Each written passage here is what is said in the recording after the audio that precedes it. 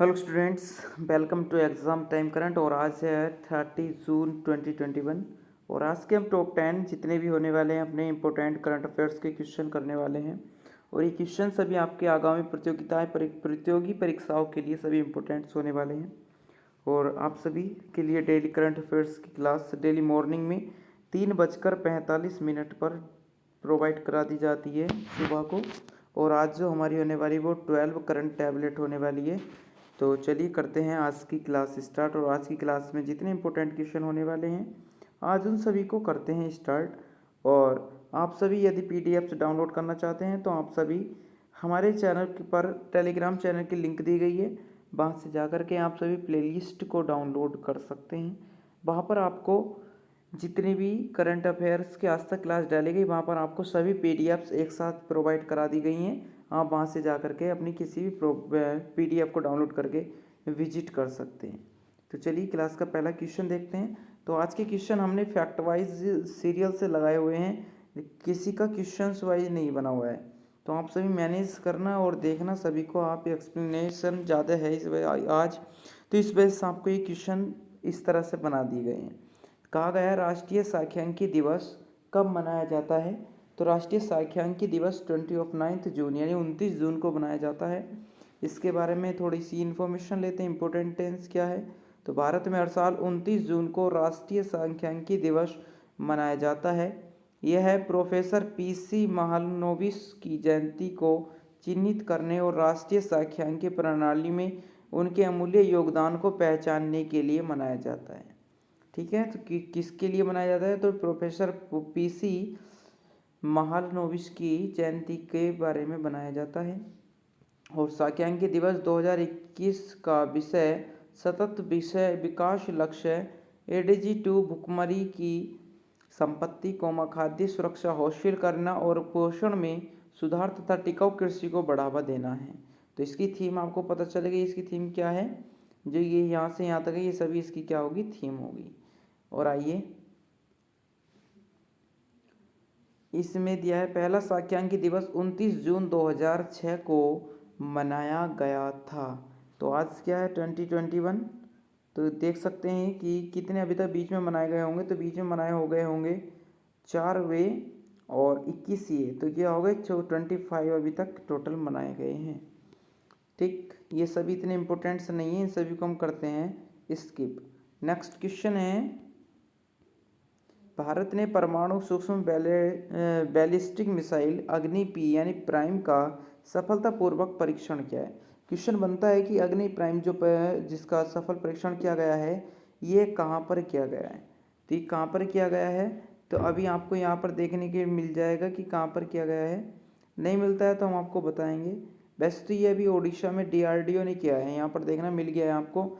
DRDO ने ओडिशा के doctor APJ Abdul Kalam के द्वीप से नई पीढ़ी की परमाणु सूक्ष्म बैलिस्टिक मिसाइल अग्नि पी का परीक्षण किया है। मिसाइल ने उच्च स्तर की सटीकता के साथ सभी मिशन उद्देश्यों को पूरा किया है और विभिन्न टेलीमेट्री और रडार स्टेशनों ने मिसाइल के प्रेक्षावक्ष की निगरानी की है।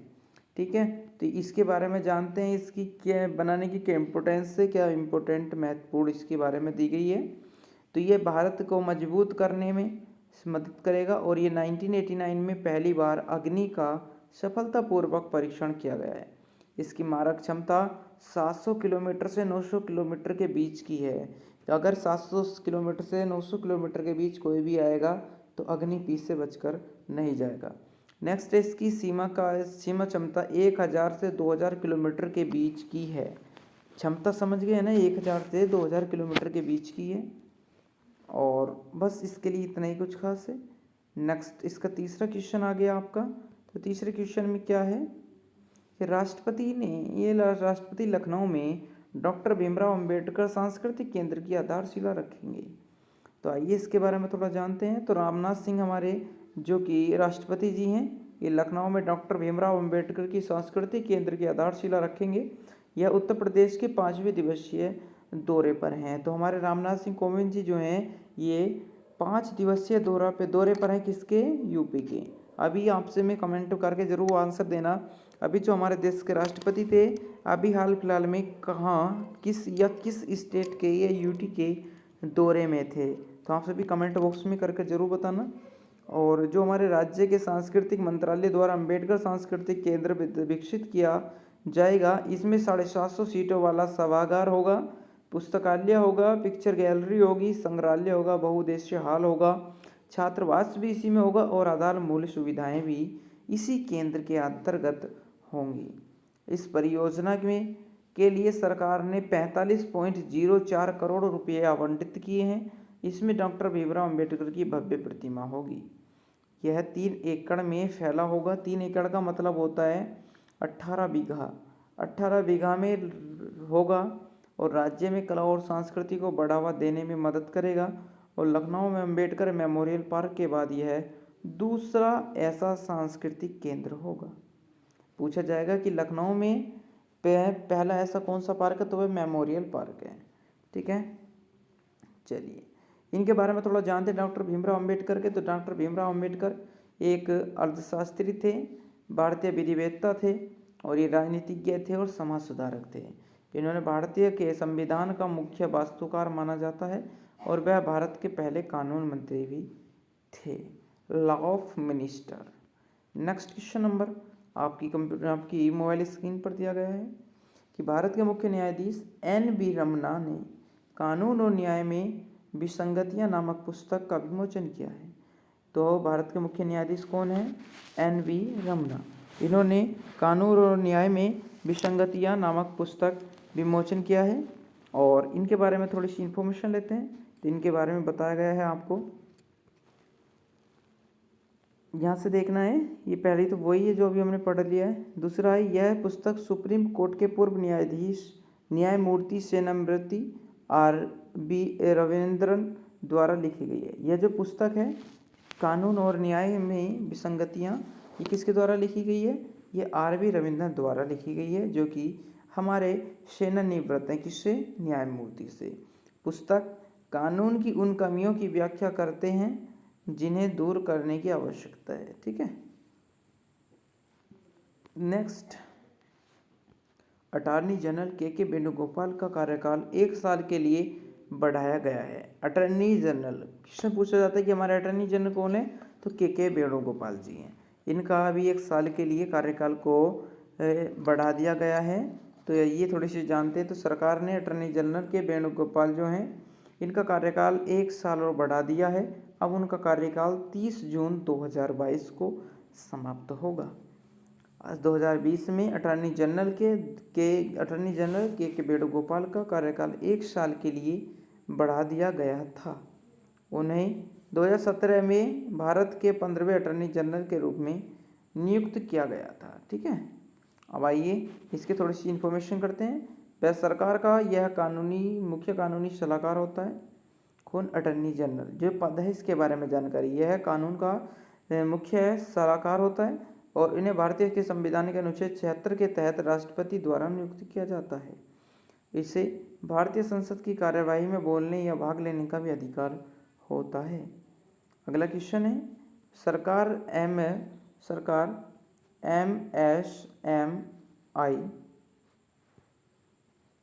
MSMI के लिए एक रेटिंग प्रणाली विकसित करने की योजना बना रही है। तो सरकार क्या कर रही है? MSMI की एक रेटिंग प्रणाली विकसित करने की योजना बना रही। तो इसमें क्या होने वाला है? इसमें होने वाला है कि केंद्र सरकार आगामी सूक्ष्म, लघु और मध्य उद्यमों के लिए एक वित्तीय रेटिंग प्रणाली विकसित करने की योजना बना रही है। यह नई रेटिंग प्रणाली बैंकों को SMS उधारकर्ताओं के लिए एक क्रेडिट निर्णय लेने में मदद करेगी। ठीक है, तो इसके लिए केवल इतना ही इम्पोर्टेंट है, बाकी सब ये और कुछ नहीं है। नेक्स्ट है क्वेश्चन आपका, अविश्वास मत हारने के बाद स्वीडन के प्रधानमंत्री स्टीफन लोफवेन ने इस्तीफा दिया। तो स्वीडन के प्रधानमंत्री स्टीफन लोफवेन ने अविश्वास मत हारने के बाद इस्तीफा दे दिया और वह सोशल डेमोक्रेटिक पार्टी के नेता हैं। वह विश्वास मत हार गए क्योंकि वाम दल ने सरकार से अपना समर्थन वापस ले लिया था। ठीक है, चलिए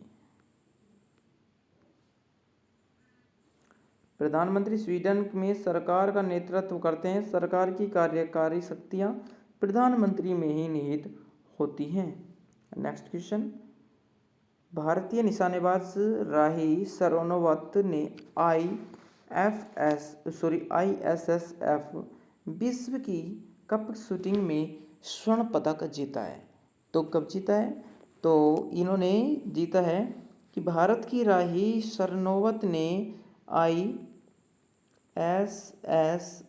शूटिंग विश्व कप में महिलाओं की 25 मीटर पिस्टल स्पर्धा में स्वर्ण पदक जीता। ठीक है, चलिए थोड़ी सी और जानते हैं इनके बारे में। इनको भारतीय निशानेबाज मनु भाकर 7वें स्थान पर रहे हैं। ठीक है, तो भारत के जो निशानेबाज हैं मनु भाकर, ये 7वें स्थान पर हैं। और 2020 में टोक्यो ओलंपिक से पहले यह आखिरी प्रतियोगिता है। ठीक, चलिए नेक्स्ट क्वेश्चन है हमारा, अंतर्राष्ट्रीय उष्णकटिबंधीय दिवस 29 जून को मनाया जाता है। आप सभी कमेंट बॉक्स में कर जरूर बताएं। अभी हमने आपको पहला क्वेश्चन जो दिया था, सबसे पहला 29 जून को क्या मनाया जाता है, उसके बारे में आप सभी हमको कमेंट बॉक्स में जरूर बताएं। तो 29 जून को हर साल अंतर्राष्ट्रीय उष्णकटिबंधीय दिवस के रूप में मनाया जाता है। और उष्णकटिबंधीय दिवस का उद्देश्य पृथ्वी पर उष्णकटिबंधीय क्षेत्रों को बढ़ावा देना तथा इसका उद्देश्य संरक्षण रणनीतियों के बारे में जागरूकता बढ़ाना भी है। 29 जून 2014 को नोबेल पुरस्कार विजेता आंग सान सू की द्वारा state of the tropics report पेश की गई थी। बस इसके बारे में ज़्यादा कुछ नहीं, बस इतना इम्पोर्टेंट है। नेक्स्ट क्वेश्चन, यूरोप की अंतरिक्ष एजेंसी पहले विकलांग या अंतरिक्ष यात्री की नियुक्ति करेगी। तो यूरोपीय अंतरिक्ष एजेंसी यानी दुनिया के पहले विकलांग अंतरिक्ष यात्री की नियुक्ति करेगी और लॉन्च करेगी कि इस भर्ती के लिए 22,000 आवेदक प्राप्त हुए हैं। तो 22,000 जो कि विकलांग है, वे सब आवेदक प्राप्त हुए हैं। और ISA पैरा अंतरिक्ष यात्री के लिए तकनीकी विकसित कर रहा है। यह दुनिया को संदेश देगा कि अंतरिक्ष सबके लिए है। अमेजन के संस्थापक बेजोस अगले महीने अपने रॉकेट पर अंतरिक्ष में जाने वाले पहले व्यक्ति बन जाएंगे। तो अमेजन के जो संस्थापक हैं जेफ बेजोस, ये अगले महीने अपने ही खुद के रॉकेट पर अंतरिक्ष में जाने वाले प्रथम व्यक्ति बन जाएंगे। और यूरोपीय अंतरिक्ष एजेंसी के बारे में बात करते हैं तो ये 22 सदस्यों राज्यों का एक अंतर सरकारी संगठन है और इसकी स्थापना 1975 में हुई थी और इसका मुख्यालय पेरिस में है और यह अंतरिक्ष में खोज के लिए समर्पित है। तो कंप्लीट हुआ आज के हमारे टॉप इम्पोर्टेंट 10 क्वेश्चंस, जो कि आपके आगामी परीक्षाओं के लिए बहुत इंपॉर्टेंट होने वाले हैं। आप सभी हमारी क्लास में बने रहें। आप सभी को 1Y07 एंड 2021 की क्लास देखने के लिए आप हमारे चैनल को सब्सक्राइब जरूर करें। यदि आपको वीडियो का कंटेंट अच्छा लगा हो, पसंद आई हो, तो एक like and subscribe and share जरूर करें। धन्यवाद।